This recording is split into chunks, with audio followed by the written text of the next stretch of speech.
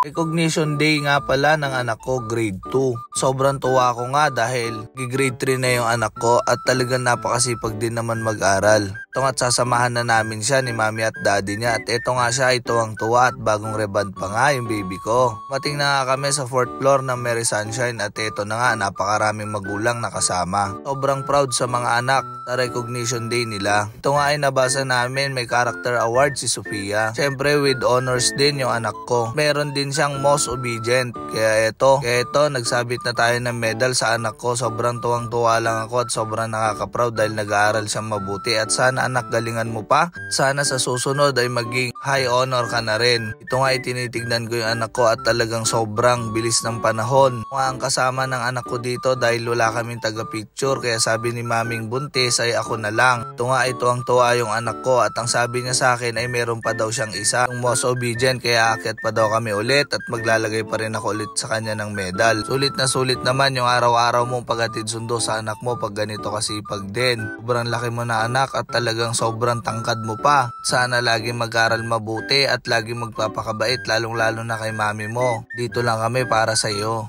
Sobrang bilis lang ng panahon at mag-grade 3 ka na. At sa susunod nga ay magiging 2 na kayo ang ihahatid ko. Paglabas ni Ading ay aalagaan mo rin at tuturuan mo. Nung ay nagpicture-picture na kami ng anak ko. Maya-maya nga lang ay umakyat na naman kami sa stage para makuha yung character award ng anak ko. Sobrang tuwang-tuwa ako sa anak ko at napakagaling. Kahit kung minsan ay napakalikot at napakatigas ng ulo ay wala akong masabi kung hindi. Anak, magpakabait ka at mag-aral mabuti. Dahil napakabilis ng panahon anak at mag-grade 3 ka na at sa susunod 2 na kayo ni Ading mag-aaral dito. Kaya o din na magtuturo sa kanya kaya mas gagalingan mo pa. Congratulations anak Sofia, mas gagalingan mo pa sa susunod anak. Academic Excellent Award with Honor, Most Obedient Character Award. Sana sa susunod anak mas marami ka pang makuha dyan. Dalaga na talaga ako, napakaganda mo anak. Dito nga ay nagpicture-picture na sila ng mga magka-classmate. Sobrang bilis ng panahon anak, dalagang-dalaga ka na. Hirap na nga rin si mami at dading buhatin ka dahil ang laki-laki mo na. Grade 3 ka na. Ito na nga rin yung mga classmate ni Sofia.